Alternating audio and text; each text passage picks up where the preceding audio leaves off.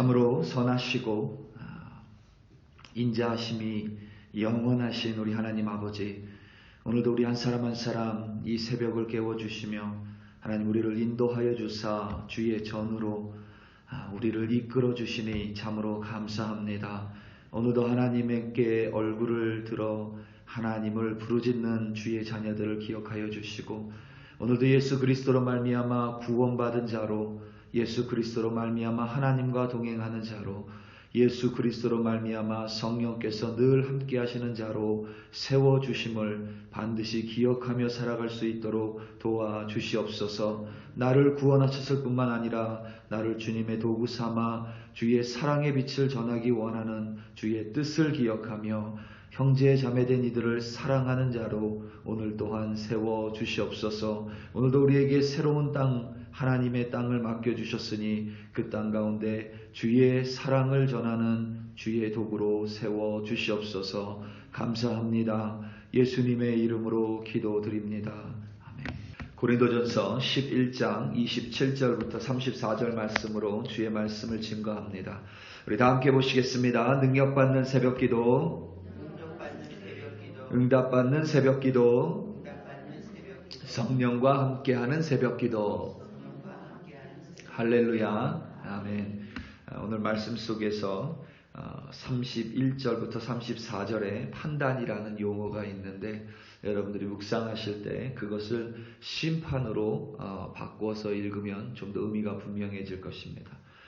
판단이라는 단어를 심판으로 바꿔서 묵상해 보시고, 32절을 보면 우리가 판단받는 것은, 심판받는 것은 주께 징계를 받는 것이니, 그러니까 우리가 허물과 죄로 인해서 혹은 잘못함으로 인해서 하나님께서 우리를 심판하실 수 있는데, 그것은 이 땅에서 우리를 디스플린, 그러니까 징계하고 훈육하기 위함인 것이고, 32절에 세상과 함께 정죄함을 받지 않게 하려 함이라에서의 정죄함은 영원한 심판이라고 이해하시면 됩니다.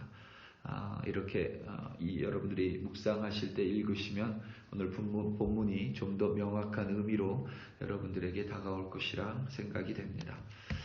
초기 기독교인들, 그러니까 초기 교회의 전통을 보면 성찬식에 만찬이 포함되어 있었습니다.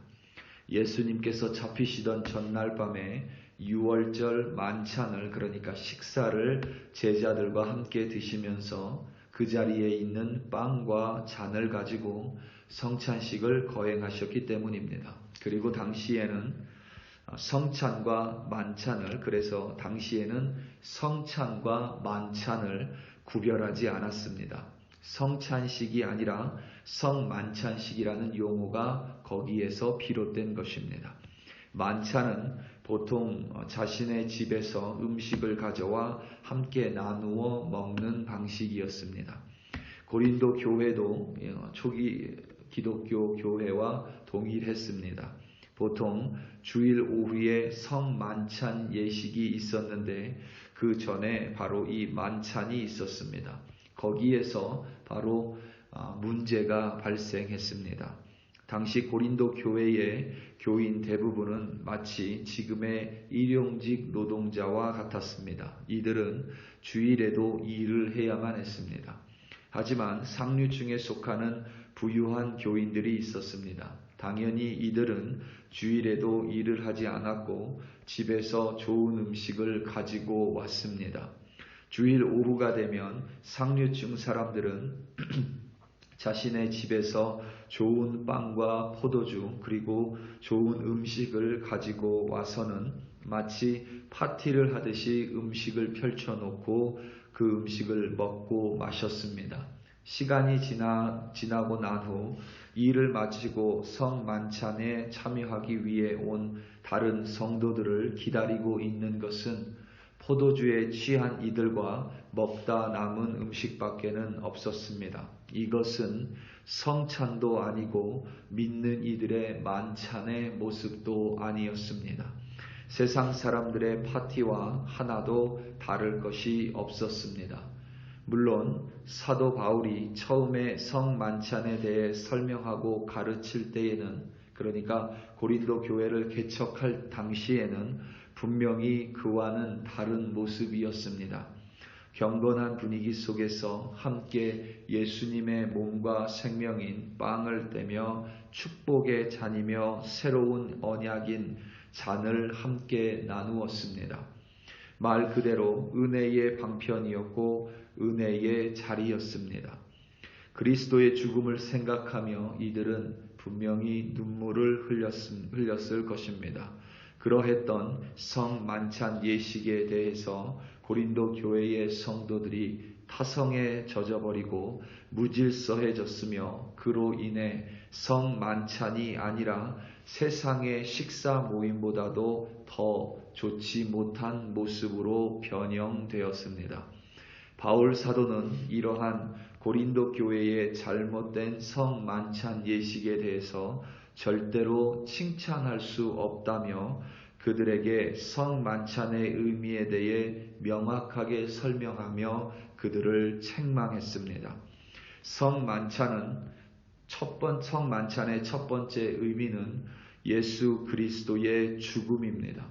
예수 그리스도의 십자가 죽음을 우리 눈에 보이는 방식으로 기억하라는 것입니다. 포도주는 예수님의 피입니다. 피는 생명을 상징합니다. 예수님의 생명인 피가 쏟아져 우리에게 부어졌고 그 피로 말미암아 우리의 피 속에 흐르는 죄 그리고 사망이 깨끗하여지고 우리에게 새로운 생명, 영원한 생명, 새로운 언약이 쏟아진 것입니다. 빵은 예수님의 몸이며 빵 또한 생명을 상징합니다. 한 덩어리였던 빵이 갈기갈기 찢어진 것처럼 예수님의 몸이 갈기갈기 찢어졌습니다. 예수님께서 찢어짐으로 말미암아 찢어져야 할 우리의 생명과 몸이 구속받음을 의미합니다. 이 성찬을 한마디로 말하면 예수님과의 연합입니다. 이를테면 십자가의 수직적인 부분에 해당됩니다. 그래서 우리는 성찬 예식을 할 때마다 나를 위해 죽으신 예수님을 의지적으로 그리고 의도적으로 기억하려고 노력합니다. 그리고 그러한 우리의 의지와 노력 위에 성령께서 역사하사 우리는 예수께서 빵이 찢어진 것과 같이 몸이 찢어져 우리의 찢어질 몸을 다시 회복하셨음을 믿는 것입니다. 그런데 성찬식에는 또 다른 의미가 있습니다. 바로 예수님께서 나만을 위해 살이 찢기신 것이 아니라 나와 동일하게 내 옆에 앉아있는 형제 자매를 위해서도 동일한 보혈의 피를 흘리셨고 동일한 예수님의 몸이 찢어졌다라는 사실입니다. 이를테면 성찬은 나의 구원뿐만 아니라 다른 이들의 구원을 위한 것이기도 합니다. 그렇기에 성찬을 통해 구원받은 성도들은 서로 연합하고 함께 배려하며 서로 사랑합니다. 그리하여 온전한 교회를 이루어 그리스도의 찢어진 몸을 다시 하나로 만들고 연합하는 것을 기억하는 시간이 바로 성만찬 예식입니다. 단지 배고픔을 위한 식사가 아니라 사교 모임의 파티가 아니라 예수님의 십자가로 말미암아 그리스도 안에서 하나님의 자녀된 이들이 함께하는 가족의 식사가 성만찬입니다. 은혜로 말미암아 서로 연합되고 하나됨을 확인하는 시간입니다. 그래서 이 성찬 예식에는 십자가의 수평적인 의미 또한 고스란히 담고 있는 것입니다. 우리 교회가 매 한 달에 한 번씩 성찬 예식을 거행하면서 잔과 빵을 받은 사람이 임의적으로 먹는 것이 아니라 기다렸다 다 함께 먹는 데는 이러한 수평적인 의미, 그러니까 우리가 공동체로서 하나임을 의식하고 생각하기 위함임을 반드시 기억하시기 바랍니다. 고린도 교회의 성도들에게는 이러한 성만찬 예식의 의미가 흐려졌고 그래서 무질서하게 행하여졌습니다. 사도 바울은 이들에게 성만찬에 앞서 자신이 구원받음을 기억하고 그리하여 자신을 분명히 살필 뿐만 아니라 예수님의 몸인 교회를, 공동체를 분별하라고 강한 어조로 말하고 그들을 책망했습니다. 오늘 말씀 27절, 28절, 29절입니다. 그러므로 누구든지 주의 떡이나 잔을 합당하지 않게 먹고 마시는 자는 주의 몸과 피에 대하여 죄를 짓는 것이니라. 사람이 자기를 살피고 그 후에야 이 떡을 먹고 이 잔을 마실지니 주의 몸을 분별하지 못하고 먹고 마시는 자는 자기의 죄를 먹고 마시는 것이니라. 아멘. 27절에 합당하지 않게는 무질서하게로 바꿀 수 있습니다. 그러니까 두 개의 의미가 있습니다. 누구든지 주의 떡이나 잔을 무질서하게 먹고 마시는 자는 주의 몸과 피에 대하여 죄를 짓는 것이라 사도 바울은 단호하게 이야기합니다. 그러니까 우리가 공동체를 배려하지 못하는 것이, 하나가 되는 것을 방해하는 것이, 그리고 다른 이를 배려하지 않아 무질서하게 행하는 것이 그저 다른 이의 이해를 구할 것이 아니라 그리스도의 몸과 피에 대하여 죄를 짓는 것이라고 이야기합니다. 그리고 그 죄로 인하여 고린도 교회에는 약한 자들과 병든 자들과 잠자는 자는 죽은 자들을 의미합니다. 잠자는 자가 적지 않다라고 이야기합니다. 공동체를 배려하지 못하는 것이 이처럼 큰 죄라는 것을 사도 바울은 고린도 교회에게 단호한 어조로 책망하고 있습니다. 반드시 무질서하지 않고 그리고 자신을 돌아볼 뿐만 아니라 공동체를 구별하며 성만찬을 거행하라는 의미입니다.